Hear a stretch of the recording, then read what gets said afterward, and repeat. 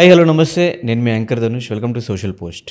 ఇండస్ట్రీలో అన్ని క్రాఫ్ట్స్ మీద నాలెడ్జ్ ఉన్న వ్యక్తులు అండ్ ఏ విషయం గురించి అయినా నిజాన్ని నిర్భయంగా మాట్లాడే వ్యక్తులు చాలా తక్కువ మంది ఉంటారు. ఆ తక్కువ మందిలోనే ఒక వ్యక్తి ఈరోజు మన గెస్ట్ బీవీఎస్ రవి గారు. సో రవి గారితో ఇంటర్వ్యూ అన్నప్పుడు నేను ఆయన గురించి మీ అందరికీ తెలుసు, ఆయన ఎక్కడి నుంచి వచ్చారు, ఏం సినిమాలు చేసి వచ్చారు, స్టార్టింగ్ ఆయన ఏం వర్క్ చేశారు, ఇప్పుడు డైరెక్టర్ అండ్ ప్రొడ్యూసర్కి ఎలా ఆయన చేంజ్ చేసుకుంటూ వెళ్ళారు అనే విషయాలు అందరికీ తెలుసు. కాబట్టి ఈ విషయాలు కొంచెం పక్కన పెట్టేసి ఇండస్ట్రీలో జరిగిన చాలా కాంప్లికేటెడ్ థింగ్స్ గురించి అండ్ కరెక్ట్గా చెప్పాలంటే బిసైడ్ ద ఇండస్ట్రీ గురించి మేము ఈరోజు ఈ పాడ్కాస్ట్లో డిస్కస్ చేసుకున్నాము. సో దీంట్లో మేము పాన్ ఇండియా ఫిలిమ్స్ కానీ, ఇండస్ట్రీ ట్రాన్స్ఫార్మ్ అయిన సిచ్యువేషన్స్ కానీ, ప్లస్ తర్వాత ట్రోలింగ్స్ గురించి, మీమ్స్ గురించి, రివ్యూస్ వల్ల సినిమా ఎంతవరకు ఎఫెక్ట్ అవుతుంది, ఇండస్ట్రీ ఈరోజు ఓటీటీ ప్లాట్ఫామ్స్ పెరిగిపోయిన తర్వాత ఇండస్ట్రీ నుంచి సినిమాలు ఎందుకు తగ్గుతున్నాయి, ఇలాంటి విషయాలు చాలా ఈ పాడ్కాస్ట్లో డిస్కస్ చేసుకున్నాము. ఇందులోనే మెగా వర్సెస్ అల్లు టాపిక్, ఈ ఫ్యాన్ వార్స్ గురించి, అండ్ అలాగే చాలామంది తెలుసు బీవీఎస్ రవి గారు అన్స్టాపబుల్ షో చేస్తున్నారు అని చెప్పేసి. ఆ షోలో ఇప్పటివరకు జూనియర్ ఎన్టీఆర్ గారు ఎందుకు రాలేదు, చిరంజీవి గారు ఎందుకు రాలేదు, and show start to end ఏం జరుగుద్ది, అండ్ అలాగే వచ్చిన గెస్ట్లు ఎప్పుడైనా ఇబ్బంది పడిన సందర్భాలు ఉన్నాయా, క్వశ్చన్స్ ఎలా ప్రిపేర్ చేస్తారు ఏంటి, ఇలాంటి విషయాలు చాలా అయితే ఈ పాడ్కాస్ట్లో మేము డిస్కస్ చేసుకున్నాము. ఇంకా లేట్ చేయకుండా పాడ్కాస్ట్ స్టార్ట్ అయితే లాస్ట్ వరకు చూడండి, మీకు చాలా విషయాల గురించి కొన్ని క్లారిటీస్ అయితే వస్తాయి. హాయ్, ఎలా ఉన్నారు? అసలు thank you so much. I'm very happy to మీతో కూర్చొని మాట్లాడటం. అంటే నేను ఇప్పుడు దాకా ఒక డైరెక్టర్ని సపరేట్, రైటర్ని సపరేట్, యాక్టర్ని సపరేట్, ప్రొడ్యూసర్ని సపరేట్గా ఇంటర్వ్యూస్ చేశాను, కానీ ఆల్ మిక్స్ ఫస్ట్ టైం నేను చేయడం.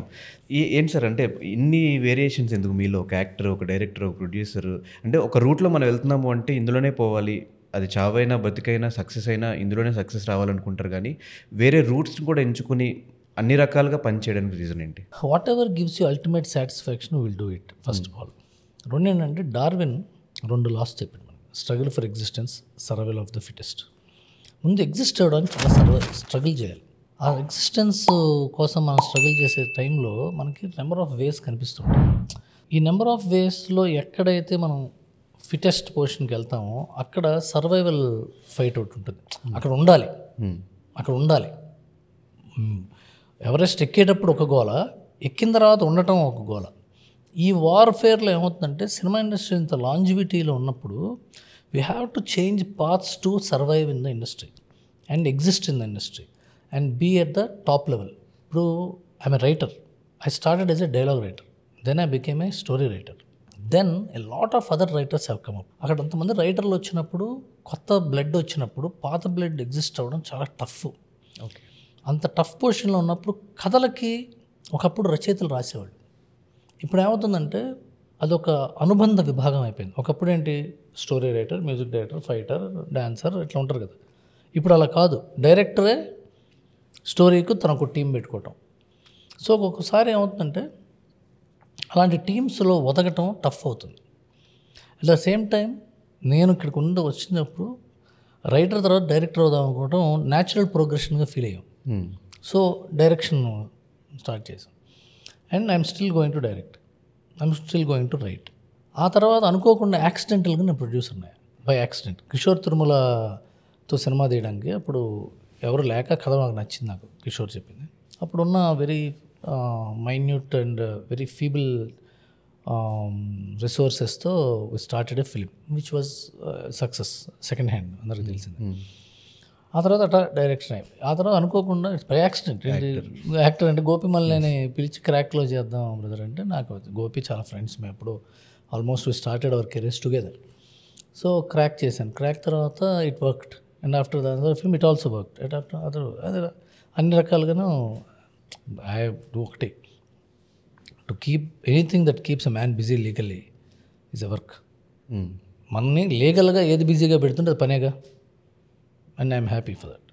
And I'm luckily I'm handling them. Still మొత్తం చేస్తున్నారా, ఏమన్నా కొన్ని పక్కన పెట్టేసిన సందర్భాలు? అన్నీ చేస్తున్నాను. ఇప్పుడు I'm producing A film, I'm going to direct A film, I'm in that process of that. I'm acting a film, 2-3 films on the floor. And writing also, I'm 2-3 web series రాస్తున్నాను ఇప్పుడు. సో అన్నీ జరుగుతున్నాయి.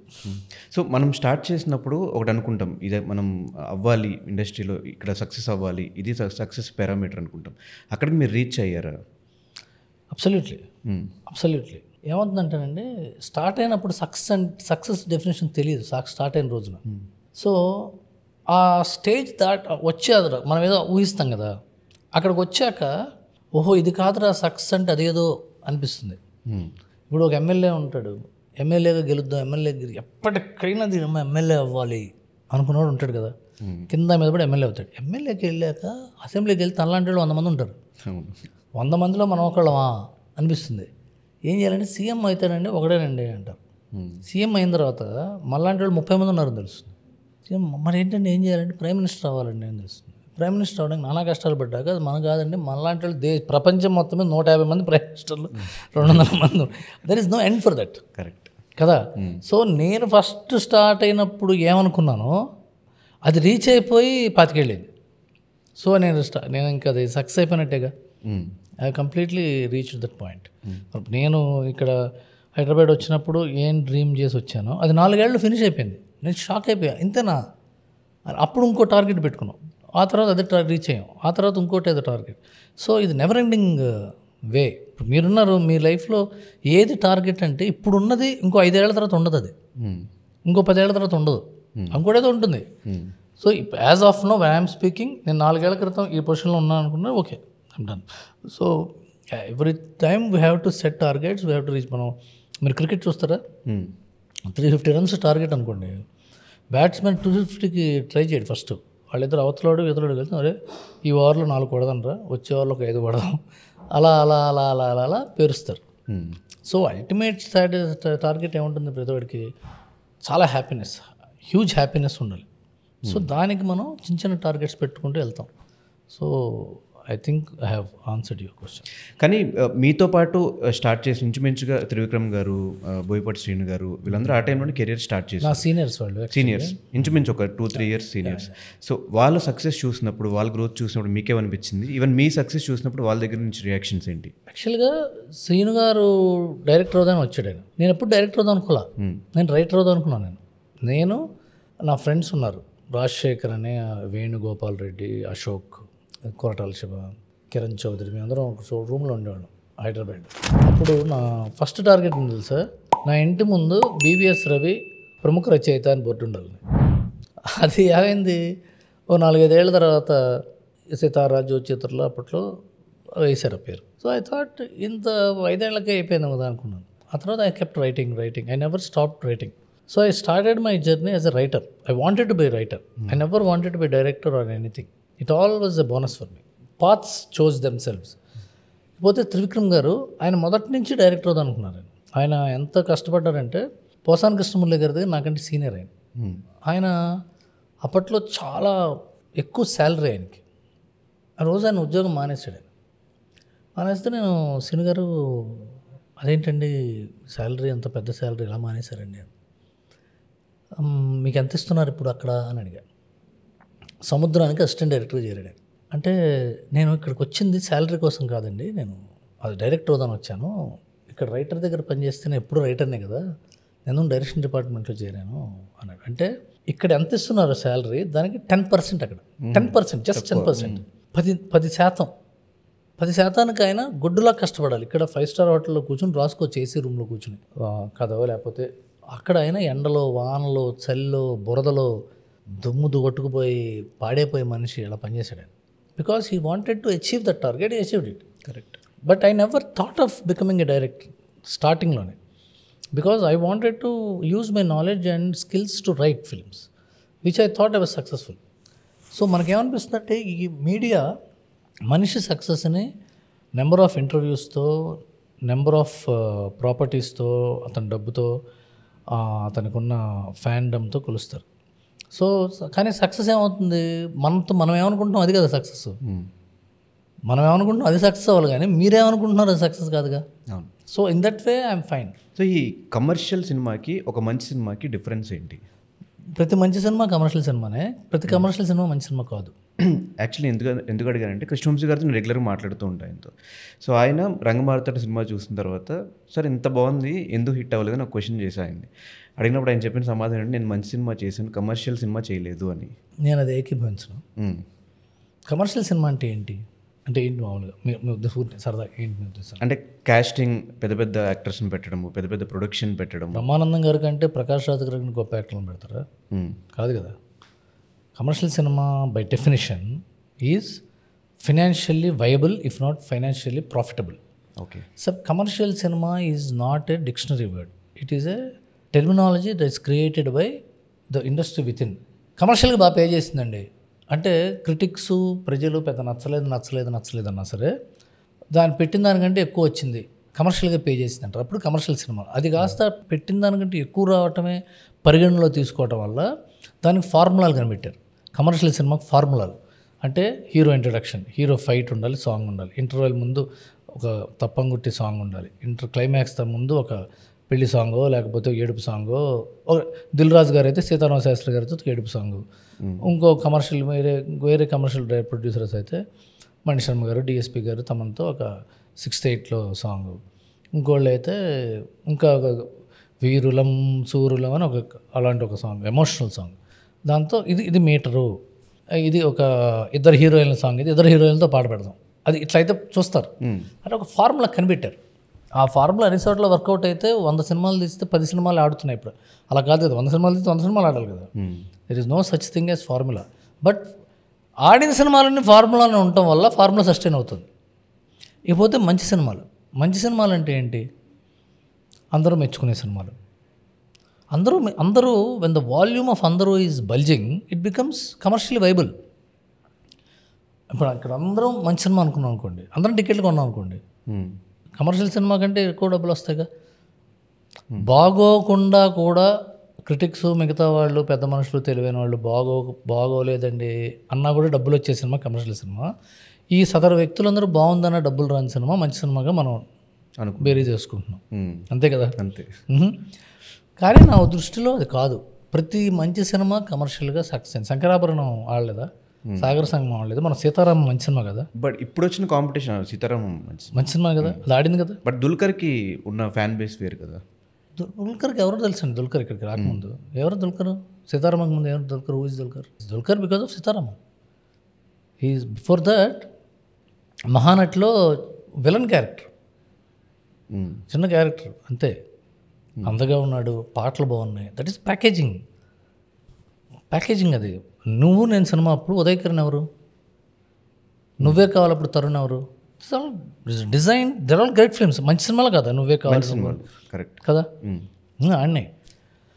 So ఇకపోతే రంగమార్తాన్ని ఎందుకు ఆడలేదు అని కూడా answer చేస్తే ఇది ఇంటర్వ్యూ ఉంటారు కదా, ఆయన వింటారు కదా. రంగమార్తాండ ఆడకపోవడానికి చాలా కారణాలు ఉన్నాయి.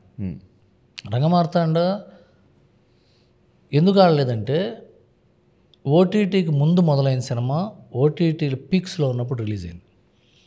సో ఈ సినిమాను మనం థియేటర్కి వెళ్ళి చూడక్కర్లేదు, ఓటీటీలో వస్తే చూద్దాము అని అందరూ ఫిక్స్ అయిన తర్వాత రిలీజ్ అయిన సినిమా అది.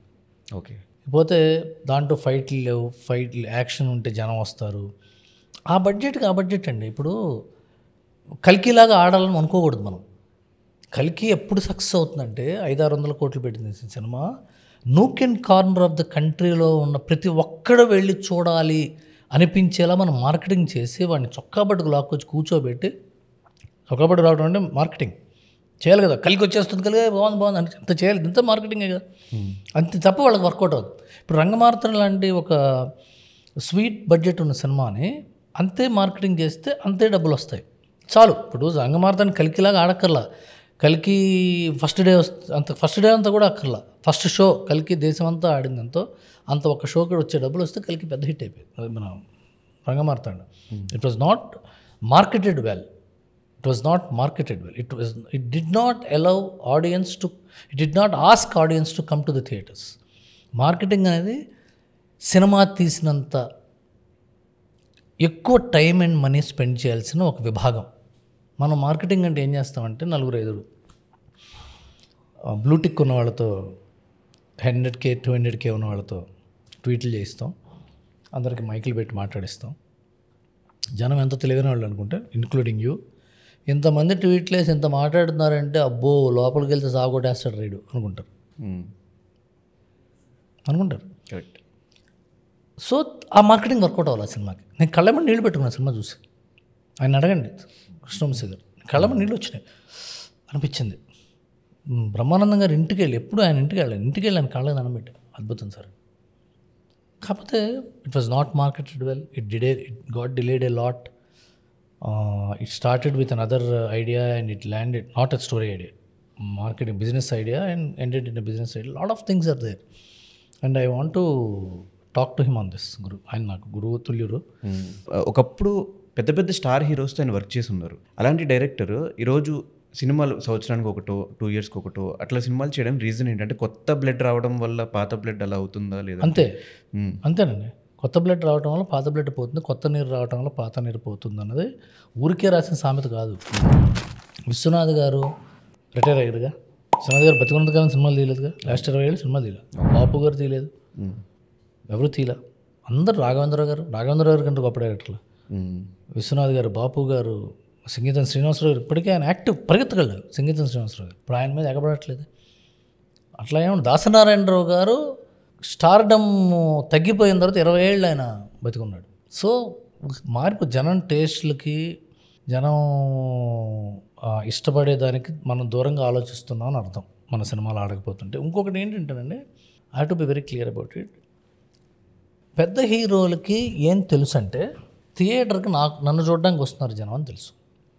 సో నన్ను చూడడానికి వస్తున్న జనం నన్ను చూడడానికి నెక్స్ట్ పిక్చర్కి, ఆ తర్వాత సినిమాకి రావాలంటే ఈ సినిమా బాగుండాలి. ఈ సినిమా బాగుండాలి అంటే నా ప్రీవియస్ సినిమాలో ఏ ఎలిమెంట్స్ వర్కౌట్ అయినాయి, ఆ ప్రీవియస్ సినిమాలో ఏ ఎలిమెంట్స్ వర్కౌట్ అయినాయి, ఆ ఎలిమెంట్స్ ఈ సినిమాలో కూడా ఉండాలి అనే ప్రీ ఫిక్సేషన్తో ఉండాలి. లేకపోతే వాళ్ళు స్టార్డమ్ ఎవరు కాపాడగలరు కదా? కరెక్ట్. ఇప్పుడు చిరంజీవి గారి సినిమాలు అంటే ఏం ఎక్స్పెక్ట్ చేస్తాం? ఫైట్లు, కామెడీ, ఇవన్నీ ఎక్స్పెక్ట్ చేస్తాం, ఎమోషన్స్. సో అవన్నీ ఉండాలని చూసుకోవాలి ఆయన.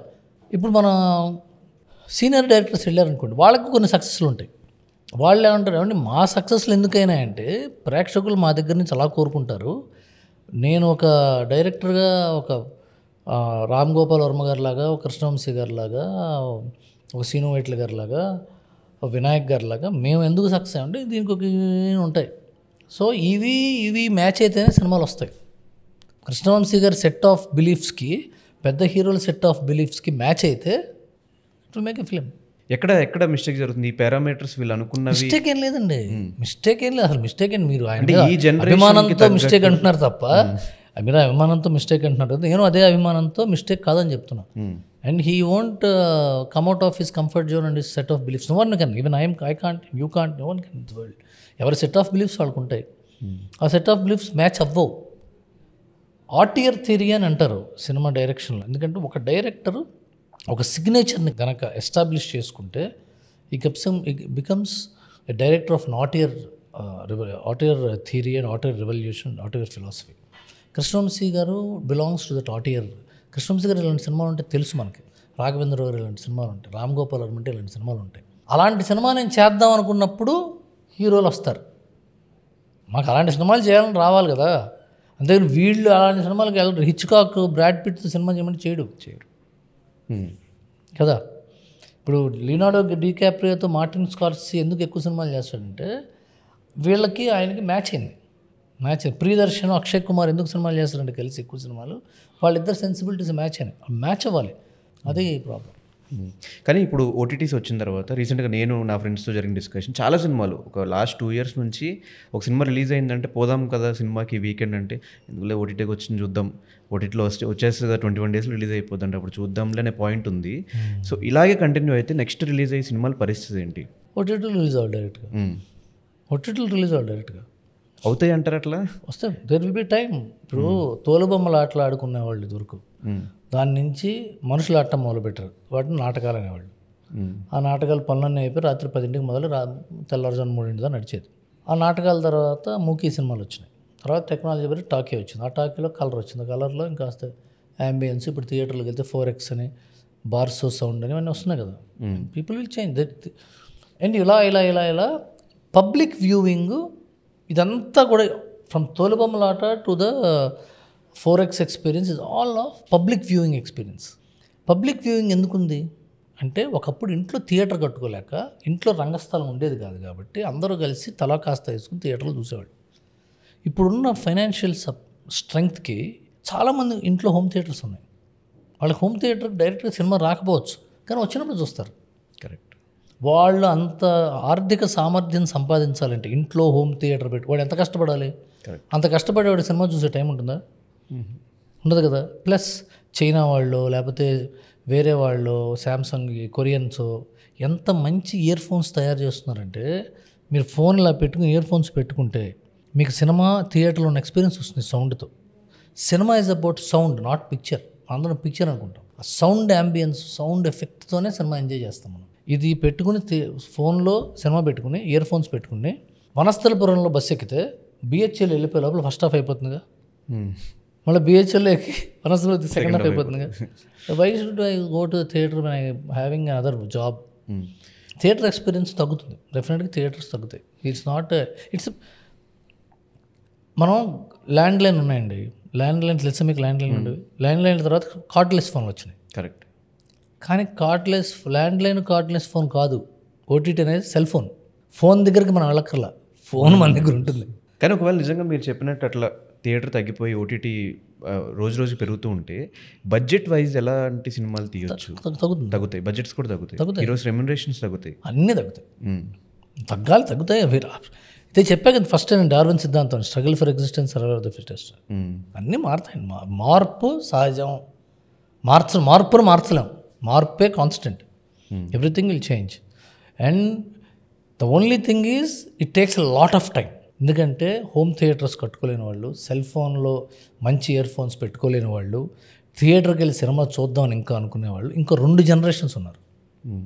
అంటే ఇంకో 10 ఏళ్ళు, జనరేషన్ 5 years అనుకుంటే ఇంకో 10 ఏళ్ళు ఉన్నాయి. 10 ఏళ్ళ వరకు ఉంటాయి, నో డౌట్. కాకపోతే నెంబర్ ఆఫ్ థియేటర్స్ తగ్గుతాయి. And we have to see from there. ఏ పిక్చర్స్ వస్తాయి, లేదంటే యానిమేషన్ ఫిల్మ్స్ వస్తాయి, వాటిని థియేటర్లో చూడాలి. యానిమేషన్ పిక్చర్ పెద్ద థియేటర్లో చూస్తే ఎఫెక్ట్ ఫోన్లో చూస్తే రాదు. Correct. So that's going to come. And A generator films అలా వస్తాయి, ఏ జనరేటర్ సౌండ్స్ వస్తాయి. And they demand lot of other sound equipment. So theatres will survive for not for long, but they will survive for. This is all my assumption. I'm not expert in it, this my assumption. మీరు ఎలా question అడుగుతున్నారు, నేను అలా assumption answer. ఇది ఎలా cut చేస్తే ఆ కాస్త వేస్తారు, అది కూడా ఫైన్. ఓకే. ఒకప్పుడు నేను నా కెరీర్ స్టార్టింగ్లో సినిమాలు చూసుకుంటే ఎవ్రీ వీక్ ఎవ్రీ ఫ్రైడే వచ్చిందంటే ఒక 4-5 ఫిలిమ్స్ అట్లా ఈజీగా రిలీజ్ అయిపోయి. ఇప్పుడు ఫ్రైడే వస్తే ఒక్కొక్క ఫ్రైడే సినిమా ఉండట్లేదు, ఒక్కొక్క ఫ్రైడే ఓన్లీ రిలీజ్ సినిమాలు రిలీజ్ అవుతున్నాయి, ఒక్కొక్క ఫ్రైడే 2 weeksకి ఒకసారి ఒక సినిమా 2 సినిమాలు రిలీజ్ అవుతుంది. ఇంకా పెద్ద హీరో సినిమాలు అయితే ఇయర్లీ 1-2 yearsకి ఒకటో రిలీజ్ అవుతుంది. సినిమాలు ఏమైనా తక్కువ అవుతున్నాయా ఇండస్ట్రీలో రాను? సినిమాలు తీయడం తగ్గట్లేదు, సినిమాలు కొండం తగ్గుతుంది. ఓకే. సో కొండం తగ్గితే తీయడం తగ్గుతుంది. యాక్టర్స్ అందరూ ఓటీటీలో యాక్ట్ చేస్తున్నారు, టెక్నీషియన్స్ కూడా ఓటీటీకి వెళ్తున్నారు, ఓటీటీ అండ్ వెబ్ సిరీస్లో ఇవి. So it's bound to happen.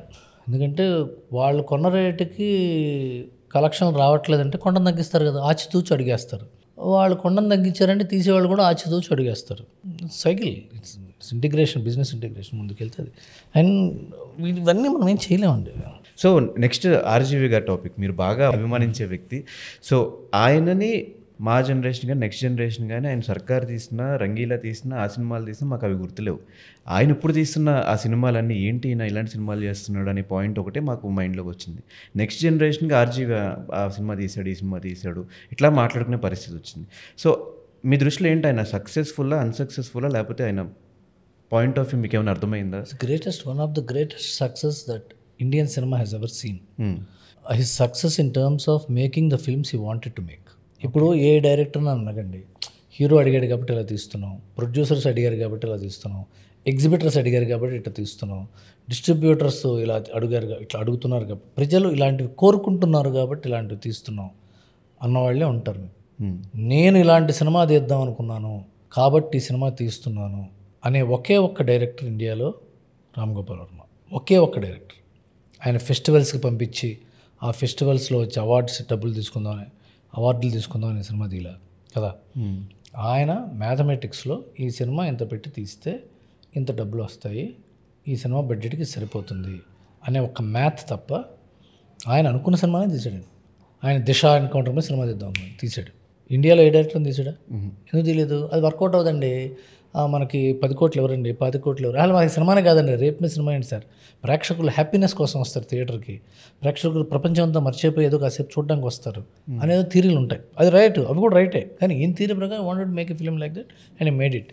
And ఇంకోటి ఏంటంటే మీ తరం వాళ్ళు రామ్ గోపాల్ వర్మని తిట్టుకోకూడదు, మీ తర్వాత తరం వాళ్ళు ఆయన ఐస్ క్రీమ్ చూసి అయ్యో అనుకోకూడదు, ఆయన రంగీలాలు గుర్తుపెట్టుకోవాలి అనే అంత కోరిక కానీ డెస్పరేషన్ ఆయనకి లేదు. మీకోసం, మీ నెక్స్ట్ జనరేషన్ కోసం, టు ద పాయింట్ నా కోసం, నా నెక్స్ట్ జనరేషన్ కోసం తీయట్లా. ఆయన ఆ సినిమా తీద్దాం అనిపించి నేను తీస్తున్నాడు. In that way highly successful. And fame, coming to the fame has a time frame. ఒక టైం ఫ్రేమ్లో ఉంటుంది ఫేమ్ అనేది కదా, కొంతకాలం. నాకు తెలిసి నేను గత 10-15 ఏళ్ల క్రితం వరకు గాంధీ గారిని అందరూ గాంధీ గారనే అనేవాళ్ళు. ఇవాళ ఎన్ని మీమ్స్, ఎన్ని జోక్స్, ఎన్ని కాంట్రవర్సీస్, ఎన్ని కాంటెంట్ పాయింట్ ఆఫ్ వ్యూస్ వస్తున్నాయి. అంతే, ఆయనకి ఆ టైం పీరియడ్ అయిపోయింది, ఆయన మీద కూడా దుమ్ము దొరుకుతున్నారు. కానీ పోకింగ్ మెంటాలిటీ ఇండస్ట్రీలో ఏ ఇష్యూ జరిగినా కూడా ఆయన ట్వీట్ చేయడము, ఒకవేళ ఒక ఇన్సిడెంట్ మీద ఒక సినిమా చేయడము, పొలిటికల్గా కానీ ఇంకొక రకంగా కానీ, ఇవన్నీ చూసినప్పుడు మీకు ఏమనిపిస్తుంది? ఆయన ఇష్టం అనిపిస్తుంది. ఆయన ఇష్టం కదా అది.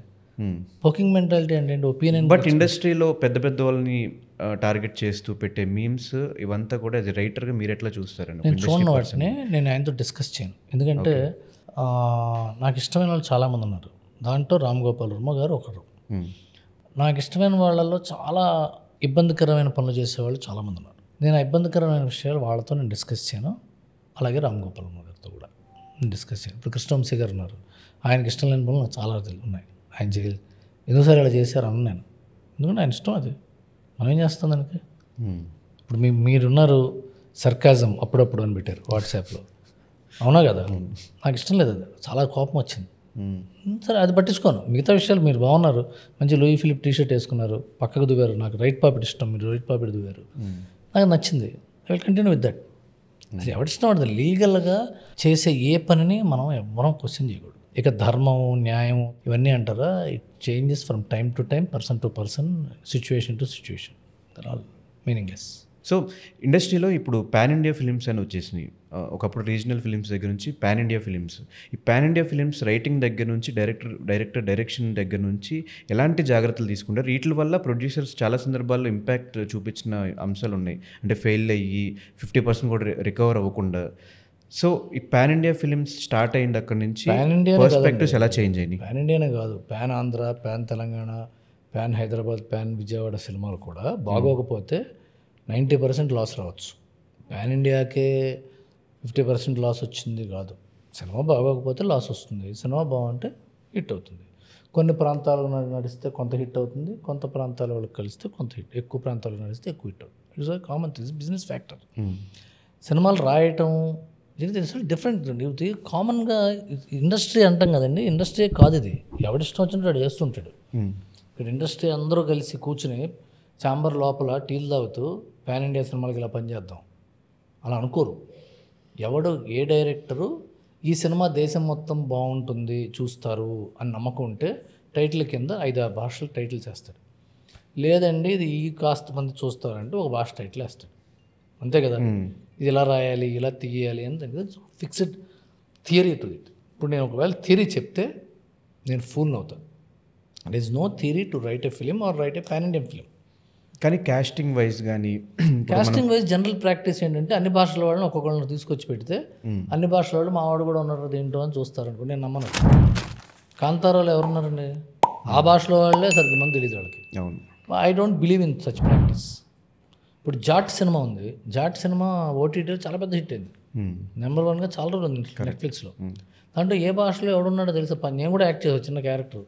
పంజాబ్లోను, చండీగఢ్లోను, హిమాచల్ ప్రదేశ్లో నేను తెలుసా, హైదరాబాద్లోనే సగం తెలియదు నేను. సో అట్ డజంట్ మీన్ యాక్ట్లు ఆ భాషలు ఈ భాషలో పెట్టడం general practice. It's general practice.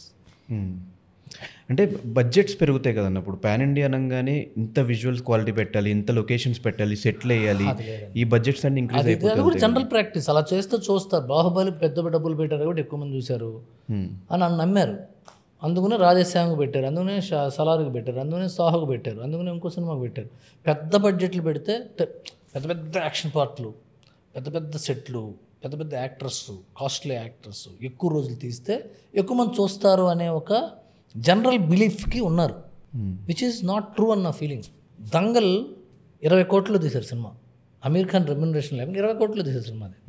Dangal చైనాలో కూడా ఆడింది. సీక్రెట్ సూపర్ స్టార్ 10 కోట్లు తీశారు సినిమా, తెలుసా మీకు? చైనాలో block buster number 1 China secret super star. ఈ సినిమా తెలుసా? Secret super star American produce అయిన సినిమా తెలీదా? ఒక అమ్మాయి ఇండియాలో పెద్ద హిట్ అండి. మీరు ఒక అమ్మాయి, ఒక ముస్లిం అమ్మాయి పాట పాడాలనుకుని బుర్ఖాలు ఉంటే వాళ్ళ నాన్న ఒప్పుకోకపోతే బుర్ఖాలోనే పాడుతుంది పాట. చాలా గొప్ప సినిమా అది. 16 కోట్లు పెడితే 500 కోట్లు వచ్చింది సినిమాకి. యానిమల్ ఎంత అనుకుంటాను మీరు ఖర్చు? 300 crores, 300-400 crores. అంత కూడా లేదు, 100 కోట్లు ఉంటుంది. హీరో రెమ్యునరేషన్ కాకుండా 100 కోట్లు ఉంటుంది. సినిమా చూడండి ఒకసారి. ఇల్లు సెట్ తప్ప ఏముంటుంది? లండన్లో సినిమా చేస్తే 50% డిస్కౌంట్ ఇస్తారు. ఓకే, అలాంటి సినిమా 1000 కోట్లు ఎందుకు కలెక్ట్ చేసింది? దాంట్లో ఎంతమంది పాన్ ఇండియా స్టార్స్ ఉన్నారు? తమిళనాడులోను కేరళలోనూ కూడా చూశారుగా. తెలుగులో కూడా పెద్ద సక్సెస్. తెలుగులో రష్మిక మందాన ఉందనుకుందాం. మిగతా భాషలు దర్ ఇస్ నో ఫిక్స్డ్ ఇదండి, జనరల్ నోషన్. అండ్ రీసెంట్గా నేను దిల్ రాజు గారిది ఒక స్పీచ్ చూసాను. సో ఆయన మాట్లాడుతూ ట్రైలర్లు మీరు ఎంత ఇన్ని మిలియన్స్ కలెక్ట్ చేసి ఫేక్ వేసేస్తున్నారు, దానివల్ల మనకి ప్రొడ్యూసర్స్కి కానీ డైరెక్టర్స్ కానీ ఈ కలెక్షన్స్ మనకు అర్థం కావట్లేదు, ఎంతమంది సినిమాకి వస్తున్నారు, ఎంతమంది ఎన్ని టికెట్స్ తెగుతున్నాయి అర్థం కావట్లేదు అని. దీని మీద మీ ఒపీనియన్ ఏంటి? ఈ ఫేక్ వ్యూస్ లైక్స్ మీద. ఆయన చెప్పింది ఒక రకంగా నిజమేనండి. ఇప్పుడు నేను నా YouTube 10 million in 30 minutes, 20 million లేకపోతే అదెంతో ఇదెంతో అని వేసాం. అంతమంది చూడలేదు ట్రైలర్. ఇది వేసేవాళ్ళు ఎవరు? హీరోలు అడుగుతున్నారా, ప్రొడ్యూసర్లు అడుగుతున్నారా, డైరెక్టర్లు అడుగుతున్నారా, అందరూ కౌళ్ళ క్లీన్ చేస్తున్నారా? తెలియదు కదా. సో అది వాళ్ళు మోసం చేసుకోవడమేగా. ఫేక్ నెంబర్స్ వేస్తే జనంలోకి వెళ్ళరు. లేదా maybe that is also marketing practice. ఇంతమంది నచ్చిందంటే దాంట్లో ఏదో ఉందిరా అని అనుకోవడానికి కూడా చేయొచ్చు. It's all marketing gimmick. And marketing ఏదైనా చేయొచ్చండి. మీరు 100 కోట్లు పెట్టి సినిమా తీసి ఆ సినిమా అమ్ముకోవడానికి తలకిందులుగా తపస్సు చేయాలి. ఆ తలకిందులుగా తపస్సు చేయడంలో ఇది కూడా ఒక భాగమే. ఇప్పుడు ఆయన ఏమంటాడు, రాంగ్ నెంబర్స్ వేయటం వల్ల మనం ఏదో సాటిస్ఫై అవుతున్నాం కానీ ఎక్కువ రీచ్ అవ్వట్లేదు అని ఆయన ఆర్గ్యుమెంట్. రాంగ్ నెంబర్స్ అనేది కూడా రీచ్ అవటమే కదా, అది కూడా ఒక రీచ్ అవ్వటమే కదా, అది కూడా ఒక రీచ్ అయ్యే పద్ధతి, అది కూడా మార్కెటింగే. సినిమా థియేటర్లో ఆడడానికి కోసం వేసే ఎన్నో రకాల పిల్లి మొగ్గల్లో అదొక పిల్లి మొగ్గ. స్టేజ్ మీద దిల్ రాజు గారు అనుపమ పరమేశ్వరంతో డ్యాన్స్ వేశారు. ఎందుకు వేశారు? ప్రమోషన్స్ కోసం, ఇది అంతే, రీచ్ కోసం, ఇది అంతే. ఆయనకు అవసరమా? నాకు నచ్చరు ఆయన వేయటం. దిల్ రాజు గారు ఏంటి డ్యాన్స్ వేయటం ఏంటి కాకినాడ స్టేజ్ మీద అనుకున్నా. కాకపోతే హిట్ సినిమా. మేబీ దానివల్ల హిట్ అయిందా? అదొక రీల్ అయింది, అదొక మీమ్ అయింది, చివరికి అది ఇట్లా వాట్సాప్లో పంపించుకుంటాం కదా, స్టిక్కర్ అయింది అది. మనం ఎన్ని చేస్తాం. ఇప్పుడు మనం ఇద్దరం ఇంటర్వ్యూ చేసుకున్నాం. ఈ ఇంటర్వ్యూ ఎప్పుడో చూడ్డు. ఇంటర్వ్యూ ఎవరికైనా చూడాలంటే ఏం చేయాలి? ముక్కలు వేసి దిల్ రాజు డ్యాన్స్ వేసాడు, VVSలో ముక్కేస్తే చూస్తారు, అంతేగా. ఆయన చేయడం నాకు నచ్చలేదు, అలా చేయడం నాకు నచ్చలేదు. ఇది మార్కెటింగ్. కృష్ణవంశీకి పెద్ద హీరోలు చేయరు అని వేస్తారు, అప్పుడు చూస్తారు 10 మంది. దాని లోపలికి వెళ్ళాక ఏముంటుంది, ఎవడు పట్టింది? మొత్తం 4-5 thumbs మీరే చెప్పారు మా వాళ్ళకి. అలాగే ఉంటాయండి, అదే కదా మార్కెటింగ్ అంటే. నిజంగా మార్కెటింగ్ అంటే రామ్ గోపాల్ అని ఆయన ఇష్టం అయింది, మెగాస్టార్ మామూలువాడా అంటే చివరికి లోపలికి వెళ్తేనే ఆయన మహానుభావుడు అని చెప్పాను నేను, కానీ మామూలువాడా అని వేస్తారు మీరు. It's fine, it's marketing gimmick. ఇది ఏది తప్పు కాదు. ఇట్లాంటి థంబ్నైల్స్ పెట్టి నాశనం అయిపోతుంది, ఏమి తప్పు కాదు. మన వ్యాపారం మనం అమ్ముకోవడానికి మనం లీగల్గా చేసే పిల్లి మొగ్గల్లో అదొక పిల్లి మొగ్గ. ఎప్పుడైనా ఒక సైడ్ తీసుకునే అవసరం వచ్చిందా మీకు? అది ప్రతి క్షణం వస్తుందండి. ప్రతి క్షణం ప్రతి మనిషికి ఎటువైపు ఇంక్లైన్ అవ్వాలి అనే జడ్జిమెంటల్ మైండ్ సెట్ మంది. మనం ఆబ్జెక్టివ్ మైండ్ సెట్తో ఉండడం కష్టం. అది ప్రాక్టీస్ చేయాలి. అది అప్పుడు ఏమవుతుందంటే, అది నేను బలానా ఫ్యాన్, లేకపోతే నేను బలానా రైటు, బలానా రాంగు. నేను మోహన్ బాబు గారికి చాలా క్లోజ్, మనోజ్కి కూడా అంతే క్లోజ్. నాకు మనోజ్ అంటే చాలా ఇష్టం కూడా, చాలా ఇష్టం మనోజ్ అంటే. నాకు వాళ్ళ ఇంట్లో అందరికంటే ఎక్కువ మనోజ్ ఇష్టం. కానీ నేను మోహన్ బాబు గారితో కూడా క్లోజ్గా ఉంటాను. ఎందుకు? వాళ్ళ ఇంట్లో కూడా నాకు ఎందుకు, వాళ్ళు బాగా పడితే నేనేం చేయను. నేను వెళ్ళి సార్ నేను మీకే సంఘీభావం తెలియజేస్తాను సార్, అలాంటి మైండ్ సెట్ ఉండటం పారాసైటిక్ మైండ్ సెట్. మనకి ఇండివిజువాలిటీ కోల్పోయి ఒకడు సైడ్ చేస్తున్నాం అంటే మనకి ఇండివిజువాలిటీ కోల్పోయి ఒకడికి ఇన్ఫ్లుయెన్స్ అయిపోయినట్టు లెక్క. మనం ఇండివిజువాలిటీ ఉండి మనకు బ్యాలెన్స్ ఉందనుకోండి, మనం ఇద్దరితో ఈక్వి డిస్టెంట్గా ఉంటాం, ఈక్వి అఫెక్షనేట్గా ఉంటాం. మనం ఒకవైపు ఇంక్లైన్ అయ్యామంటే అది మనకి సెల్ఫ్ రెస్పెక్ట్ లేనట్టు, అది ఎవరికి తెలియట్లా. ఫ్యాన్ వార్స్ ఇవన్నీ ఎందుకు జరుగుతాయి? మన ఐడెంటిటీని మనం కోల్పోయి మనం ఒకరి వ్యక్తిగా మనం ఐడెంటిఫై అవుదాం అనే ఒక పారాసైటిక్ నాలెడ్జ్. అది అర్థమవుతుంది మీకు? అర్థమైంది. So I don't incline to people. Okay, straight ఫార్వర్డ్గా ఉంటారంటారు అంతే. స్ట్రైట్ ఫార్వర్డ్గా ఉండను, అంటే ముట్టినట్టు ఉంటా అంతే. మనకి ఎందుకు? ఓకే, నెక్స్ట్ ఏం చేస్తున్నారు సార్? ఏమున్నాయి ప్రాజెక్ట్స్ నెక్స్ట్? రకరకాలు ఉన్నాయండి, ఇప్పుడు వస్తాయి కదా. ఇప్పుడు వాటికి ఒక మార్కెటింగ్ ఏడుస్తుందిగా.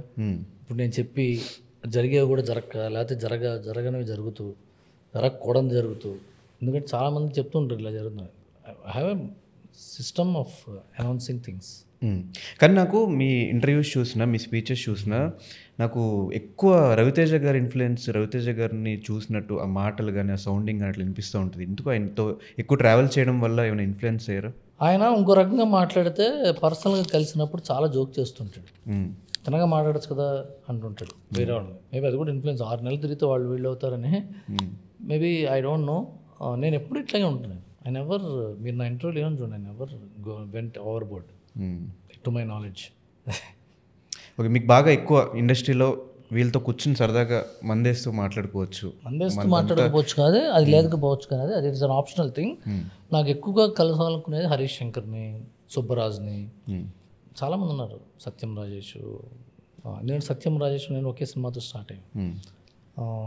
సుబ్బరాజు నేను కూడా అంతే, హరీష్ శంకర్, అలా ఉంటాను, రవితేజ్ గారు, రామ్ గోపాల్ గారు, మొత్తం అందరిది ఒక కైండ్ ఆఫ్ మైండ్ సెట్ ఉండే పర్సన్ అనిపిస్తూ ఉంటుంది.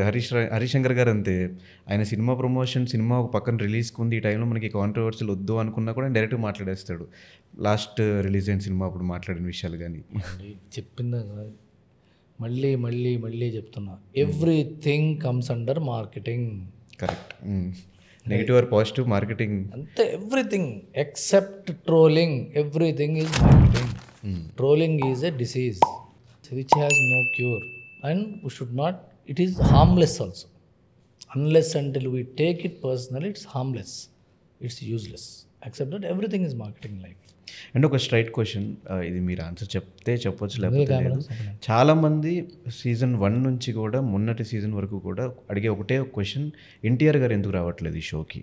మేబీ ఏమన్నా ఇష్యూస్ వల్ల, ఫ్యామిలీ ఇష్యూస్ వల్ల వద్దు అనుకుంటున్నారా, లేకపోతే ఆయన షూటింగ్స్ వల్ల బిజీగా ఉండి రాలేకపోతున్నారా? ఫ్యూచర్లో అయినా చూడొచ్చా, చూడలేమా?